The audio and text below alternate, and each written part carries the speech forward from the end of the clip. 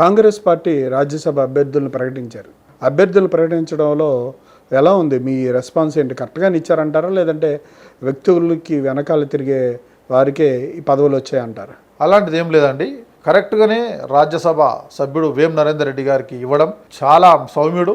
నిజంగా కూడా ఇక్కడ తెలంగాణకు మనకి ఏదైతే ఇక్కడ ఉన్నటువంటి తెలంగాణ పరిస్థితుల్లో ఆర్థిక వ్యవస్థలను కూడా ఢిల్లీలో బాగా మన బాణి వినిపించాలంటే మంచి వ్యక్తి, ఒక సౌమ్యుడు అనేది వినయ విధేయత గల వ్యక్తి, చదువుకున్న వ్యక్తి ఉండాలని చెప్పేసే మా ముఖ్యమంత్రి గారు, గౌరవ ముఖ్యమంత్రి గారు, వారి ఏదైతే మంత్రివర్గం అందరి కూడా సహకారంతోనే అతనికి ప్రజల ఇష్టం మేరకే ఇవ్వడం జరిగింది. దాంట్లో మీకు అట్లాంటి ఇబ్బందులు లేవు? ఏమి ఇబ్బందులు లేవు. మీకు పార్టీ పదవి ఎప్పుడు, నామినేటెడ్ పదవి ఎప్పుడు మీకు?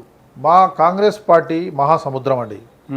కాంగ్రెస్ పార్టీ ఇది 140 సంవత్సరాల చరిత్ర గలది. తప్పకుండా కాంగ్రెస్ పార్టీ ఒక హోదా ఖచ్చితంగా నాకు ఇస్తుంది.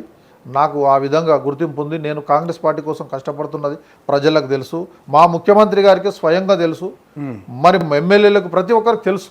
ఖచ్చితంగా కూడా రేపు రాబోయే శాసనసభ ఎలక్షన్ 2028లో శంషాబాద్ డీలిమిటేషన్లో శంషాబాద్ సపరేట్ అవుతుంది కనుక నేను ఖచ్చితంగా ఎమ్మెల్యేగా ఆ కాన్స్టిట్యున్సీ నుంచి పోటీ చేసి ఇక్కడ ఉన్నటువంటి ప్రజలకు ఖచ్చితంగా న్యాయం చేస్తా.